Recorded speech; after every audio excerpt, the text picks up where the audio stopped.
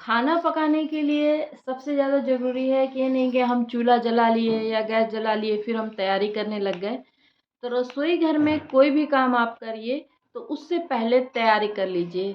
चावल बीन लीजिए, दाल बीन लीजिए, सब्जियां धो के अच्छी तरह से काट लीजिए और आटा वगैरह गूँथ लीजिए। तो ये तैयारियां अगर आप कर लेंगी तो आपका काम आसान हो जाएगा। और उसके साथ ही जो है रसोई घर हमेशा साफ सुथरा स्वच्छ होना चाहिए ताकि आपका मन काम में लग सके। सभी सामग्रियों को एक जगह इकट्ठा करके क्रम से रख लेना चाहिए और जिसके कारण जो है आप आसानी से काम कर सकते हैं। सब्जियों के छिलके वगैरह फेंकने के लिए एक डब्बा रखना चाहिए, नहीं तो उससे जो है रसोई घर का सामान अगर फैला रहता है तो वो एक प्रकार की गंदगी होती है और जिसके कारण जो है बिखरे बिखरे जगह में आप अगर काम करेंगी तो आपका काम जल्दी से नहीं हो पाएगा। दूसरा है भोजन पकाने का केंद्र होना चाहिए। रसोई घर में भोजन पकाने के लिए चूल्हा या गैस इसका विशेष प्रबंध होना चाहिए और ध्यान में रखना चाहिए गृहिणी को कि कहीं गैस तो नहीं ख़त्म हो रही है या ईंधन तो ख़त्म नहीं हो रहा है। भोजन पकाने के स्थान पर ही खाना पकाने के बर्तन, मसाले, घी, तेल वगैरह रखना चाहिए। नहीं तो अगर आप उसको दूर रखेंगी तो बार बार जो है आपको लेके उसको आना पड़ेगा। उसके बाद आता है भोजन परोसने का केंद्र।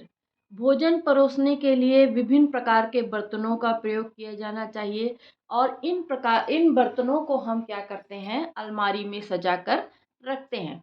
स्टील के बर्तन अगर रसोई घर में रखें तो वो बहुत सुंदर लगते हैं। स्टील के बर्तन ऐसे होते हैं वो जल्दी से साफ हो जाते हैं और देखने में भी अच्छे लगते हैं।